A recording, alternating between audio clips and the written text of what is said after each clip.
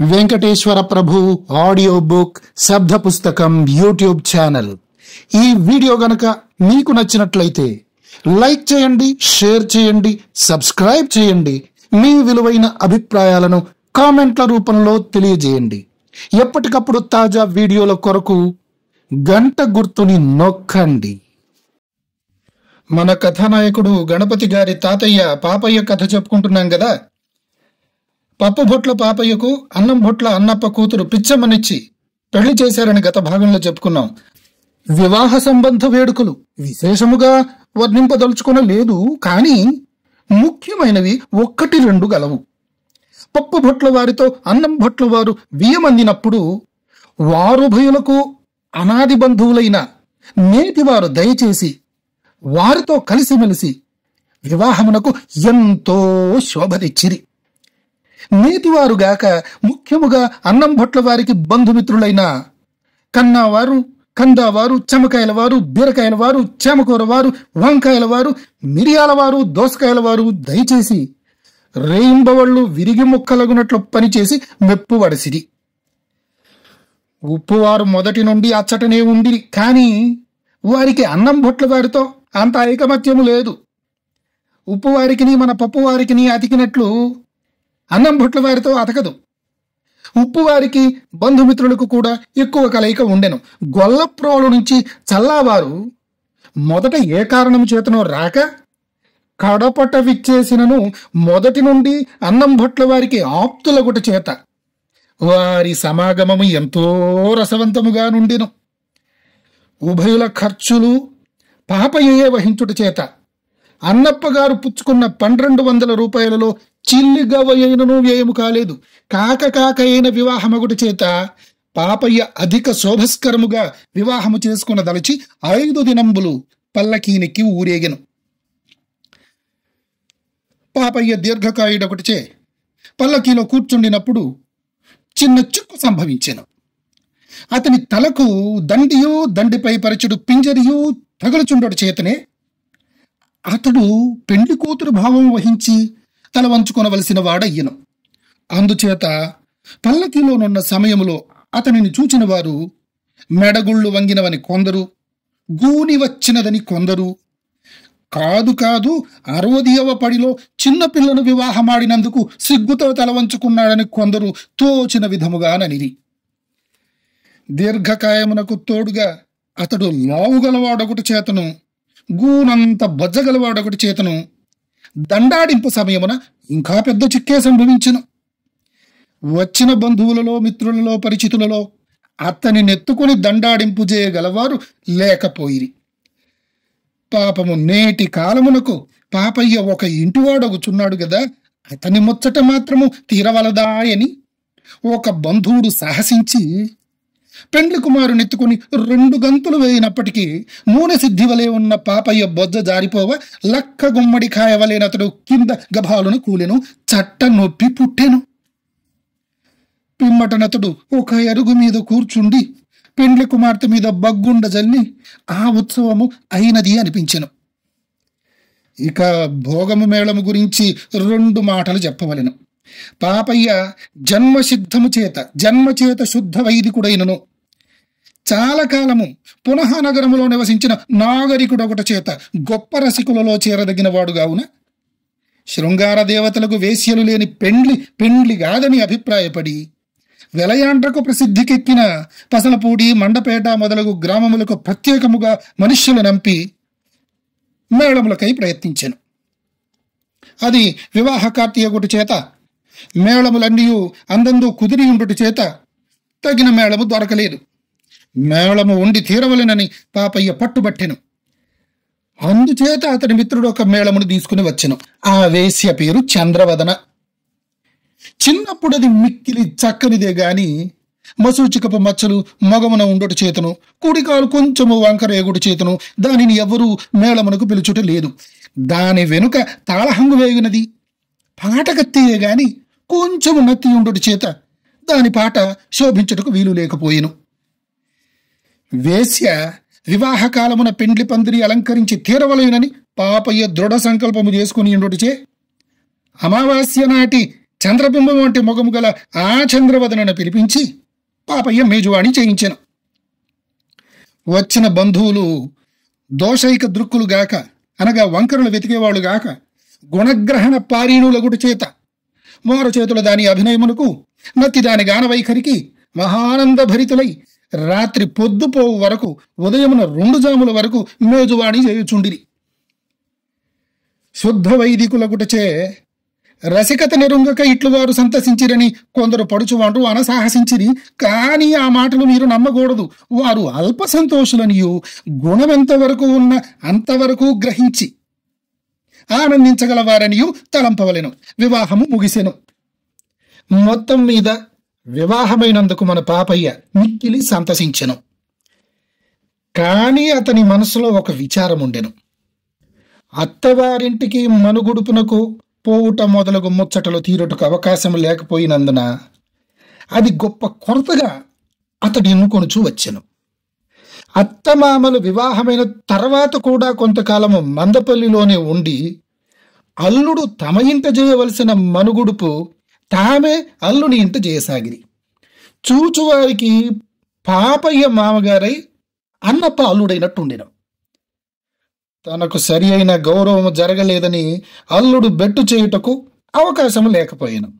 కానీ అన్నప్ప నడుమ కొంత బెట్టు సరిచేసి అన్నము మాని ఇంటికి రాక తగవులాడుచుదొచ్చాను. పాపయ్య మామగారిని బ్రతిమాలి ఇంటికి తీసుకురావలసి వచ్చాను.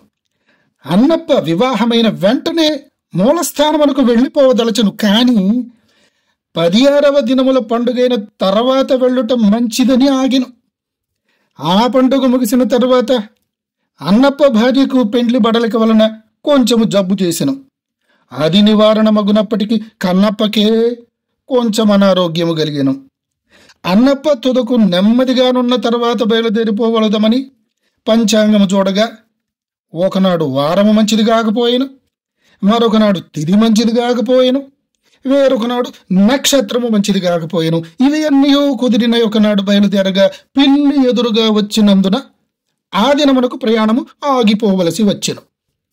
తిథివార నక్షత్రములు మరలా కుదురునప్పటికీ 1 మాసము దినములు పట్టెను. అప్పుడు అన్నప్ప గారు బయలుదేరి వీధిలోకి రాగానే అతని నిమిత్తమే కనిపెట్టుకుని ఉండినట్లు చేతనొక పిడకయు పిడక మీద నిప్పును పెట్టుకుని ఒక వితంతువు ఎదురుగా వచ్చెను. కొత్త పెండ్లి కూతుర్ని తీసుకుని ఇట్టి దుశ్శకున సమయమున బయలుదేరుట ఎంత మాత్రమూ సముచితము కాదని అన్నప్ప గిరుక్కున వెనక్కి మరలి తర్వాత 2-3 ముహూర్తములు ప్రయాణము నిమిత్తము పెట్టించెను. ఒంటి బ్రాహ్మణుడు ఒకసారి, తెలికలవాడు ఒకసారి ఎదురుగా వచ్చి ప్రయాణము నిలిపిరి. 1000 మందపల్లిలోనున్న వారందరూ ఏదో ఒక విధముగా అన్నప్ప ప్రయాణ సమయమునకు ఆటంకము కలిగించుచునే వచ్చిరి. మూలస్థానమునకు వెళ్లి స్వగృహమును కాపురము చేసిన ఎడల తన సొమ్ము ఖర్చు పడును అను భయమున అన్నప్ప ఏదో ఒక వంక పెట్టుకుని మందపల్లిని విడువక అల్లుని ఇంటయే తిష్ట వేసుకుని తేరకు తినుచున్నాడని గ్రామస్తులు కొందరు చాటుమాటున అనుకునుచున్నట్లు విని అతడు తీవ్ర కోపము దాల్చి మందపల్లి వాసులందరూ తుంటరులని నీచులని తిట్టి ఈ గ్రామమందు 1 నిమిషమైనా ఉండకూడదు అని అల్లుడి మీద కూడా కేకలు వేసి కూతురిని కొడుకుని భార్యని తీసుకుని బయలుదేరిన.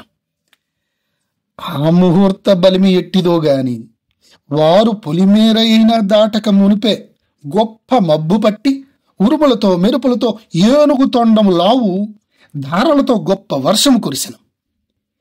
అన్నప్ప సకుటుంబముగా నిలువు నీడై తడిసి మోపెడై దైవ ప్రతికూల్యమునకు ఏమీయూ చేయజాలక విధి లేక మరలా జామాతృగృహమునకు అనగా అల్లుని ఇంటికి చేరవలసిన వాడయ్యను. అల్లుడు 10వ గ్రహమని లోకముననున్న సామెత ఈ విషయమున తారుమారై మామగారే 10వ గ్రహమైనట్లు లోకులకు తోచసాగిన.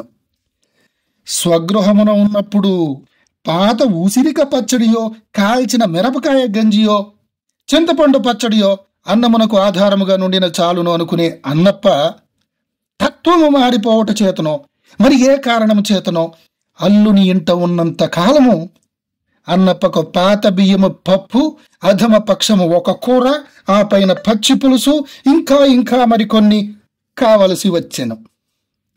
నడుమ నడుమ మినిప, సున్ని, ఉండలు, అరిసెలు, వేపుడు బియ్యము నటుకులు మరియు ఇతరేతర ఉపాహారములు కావలసి వచ్చెను. గాది కింద పందికొక్కువలే మామగారు తన ఇంట చేరి దోచుకుని తినుచున్నాడని, పూర్వము పునఃనగరములో సంపాదించి తెచ్చిన ధనము పెండ్లి కుమార్తె ఓలి నిమిత్తమైతేనేమి, పెండ్లి ఖర్చుల నిమిత్తమైతేనేమి, ఆ పైన ఖర్చుల నిమిత్తమైతేనేమి, మొత్తము మీద అన్నప్ప గారి నిమిత్తమే వ్యయమైపోయినదని పాపయ్యకు విచారము పుట్టెను.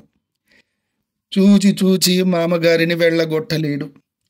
వివాహమైన తరువాత పాపయ్యను కలుసుకున్న వారందరూ మామగారి అద్భుత ప్రజ్ఞా విశేషంబులు అప్పుడప్పుడు కైవారములు చేయుచుండుట చేత అన్నప్పకు ఆగ్రహము తెప్పించుట పాపయ్యకిష్టము లేదు. అన్నప్ప తనంతట తాను వెళ్ళునట్లు కనబడుటలేదు. వివాహమై అప్పటికి 6 మాసములయ్యను.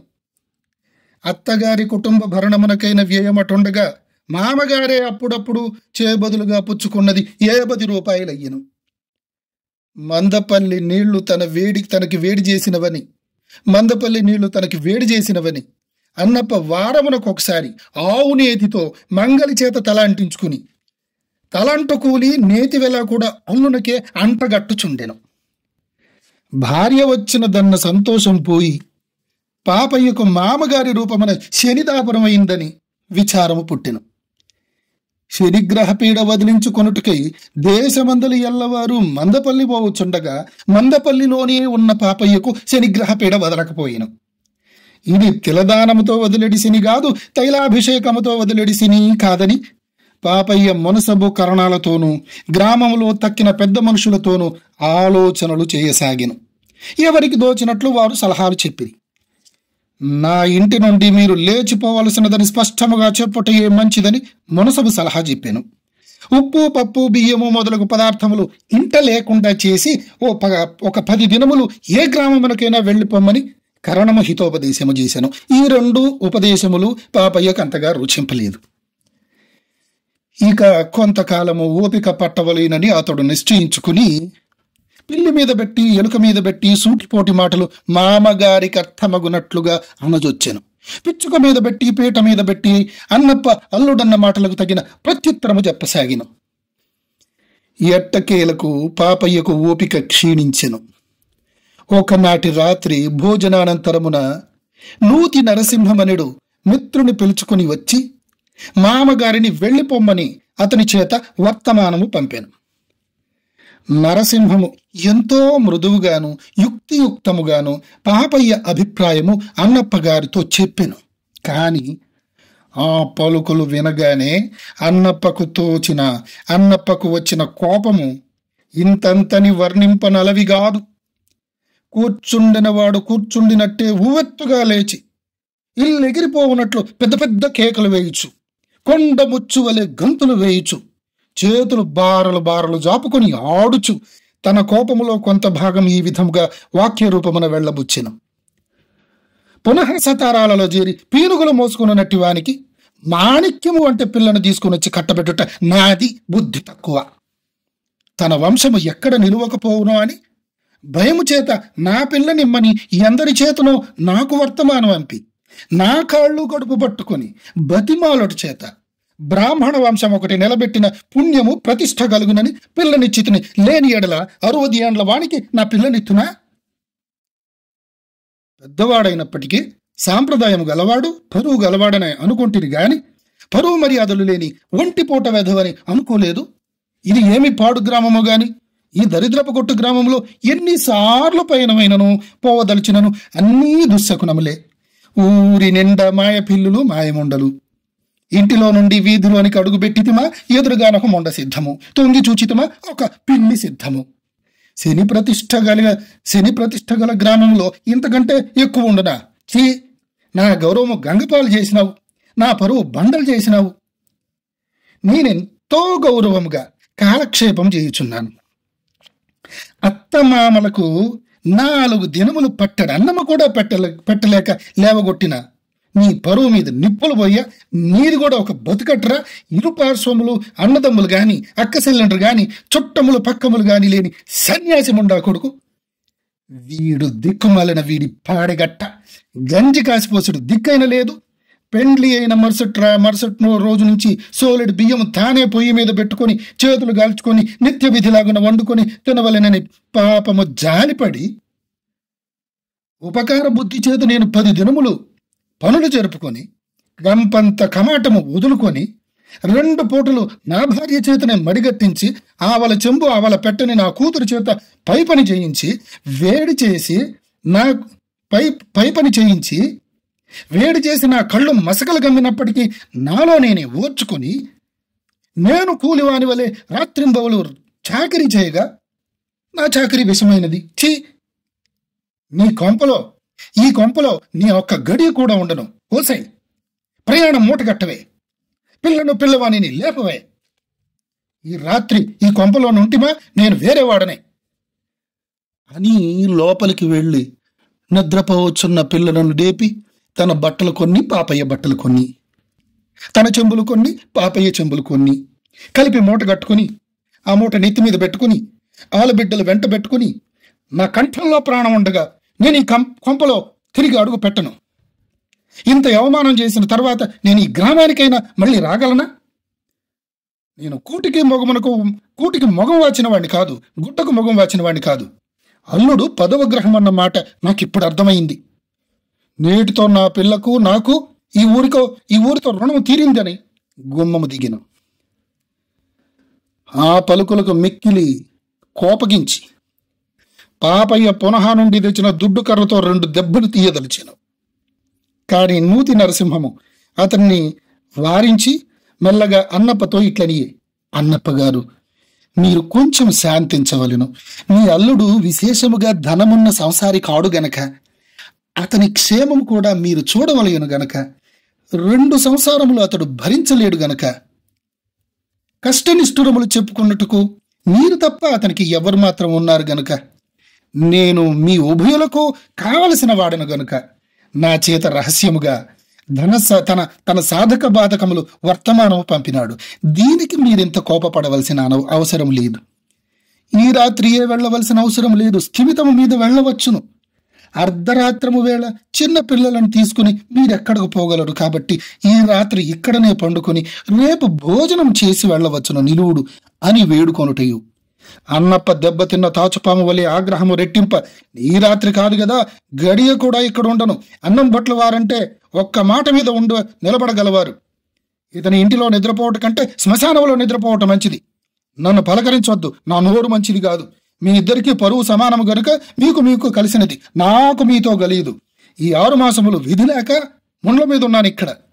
వెనక దిక్కులేని వారికి ఒక్కరిని విడిచి వెళ్ళినానని నా మీద నింద వస్తుందేమోనని మీ నోటితో మీరే వెళ్ళమని చెప్పినారు. కాబట్టి నింద నా మీద లేకుండా సరిపోయింది. నన్ను మీరు ఆపొద్దు, ఇదిగో వెళ్ళుచున్నాను అని విసవిస నడవసాగిన. నిద్ర మధ్యమున మేలుకొల్పబడిన కొడుకు కూతురు కన్నులకు నిలుపుకుంటూ వెంట వెళ్ళిపోయిరి. బిడ్డల వెనక భార్య అరిగిను. అట్లు వారు పయనమై 2వ వీధి కడ కరిగి అక్కడొక అరుగు మీద పండుకొని తెల్లవారుజామున లేచి మరలా పయనమై రేవు దాటి స్వగ్రామము చేరిరి.